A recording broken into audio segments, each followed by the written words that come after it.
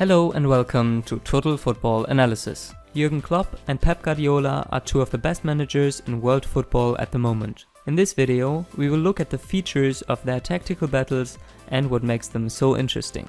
Klopp's pressing system is something which he has become well renowned for, and against Guardiola's sides, it is a vital part of the game plan. Guardiola has always set up in a 4-3-3 against Klopp, where usually in deep build-up play, the fullbacks push high and wide, while a central midfield player drops to form a back three. Klopp's pressing system revolves around forcing the opposition into the center, where they can then be pressed by the midfield. To do this, Klopp instructs his wingers to simultaneously press the central defender while using their cover shadow to block the passing lane to the fullback. This picture shows Dortmund's winger Hofmann pressing the central defender using his cover shadow. If the opposition does manage to get the ball to the wide player, they are pressed aggressively by the fullback, while the central passing options are cut off. Here we can see that the fullback steps in to press, forcing a backwards pass, which allows Dortmund to get reorganized again. Occasionally, Bayern would keep their fullbacks inverted and allow their wingers to drop into the wide area.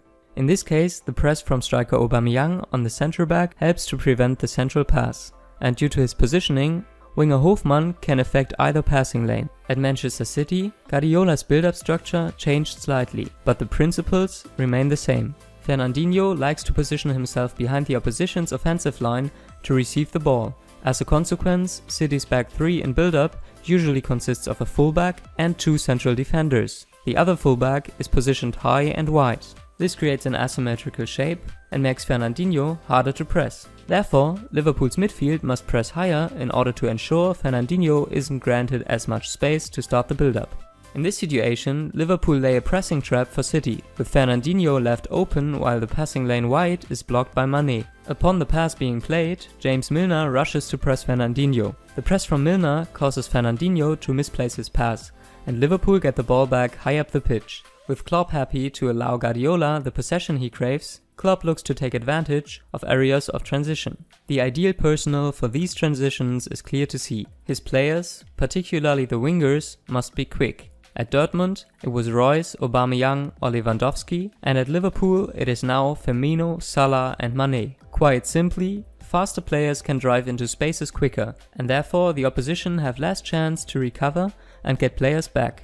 In the past, Guardiola has suffered by his wide fullbacks becoming too high, so Klopp's attacking trio has space to drive into during counterattacks. Here, after Dortmund recover the ball, Lewandowski receives the ball and looks to play a pass to either winger who are in a race with the opposing fullback. But the big feature of Klopp's transitions is his team's ability to bypass the midfield quickly. The midfield is bypassed through clever movements of the front three, who create a passing lane to receive the ball, where they then combine with their teammates. Here we can see Lewandowski dropping to receive the ball just behind the midfield line. This is a very similar role to the one of Firmino at Liverpool. Lewandowski then links the play and creates promising opportunities like the following one. Dortmund here are able to quickly create an overload on the fullback.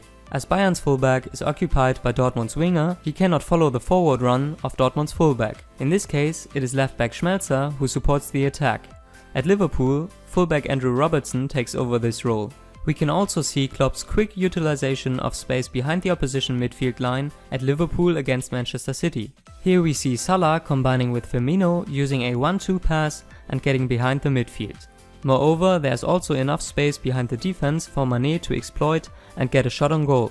Playing Klopp at his own game has been a system that has worked well for Guardiola, particularly in away games. These games involved Guardiola's side sitting behind the ball and relying on their own fast transitions and long balls to counter Klopp's sides. After losing the ball after an unsuccessful attack through a long ball, Bayern are in this shape.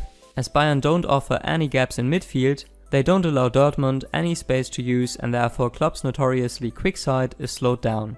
This situation is another example for Manchester City's gained defensive stability with their changed approach. Man City have just lost the ball from their build-up from the goalkeeper. There's an initial counter-press from City with three players looking to stop the counter-attack at its source, while Fernandinho sits rigidly in front of the defense and looks to stop Firmino from linking up play. Mendy also remained tight on Salah, which leaves City in their asymmetrical fullback shape, with Walker dragged wider to the side with the ball. Another case also shows that Mendy gets tied to Salah, something which many sides do to try and nullify him.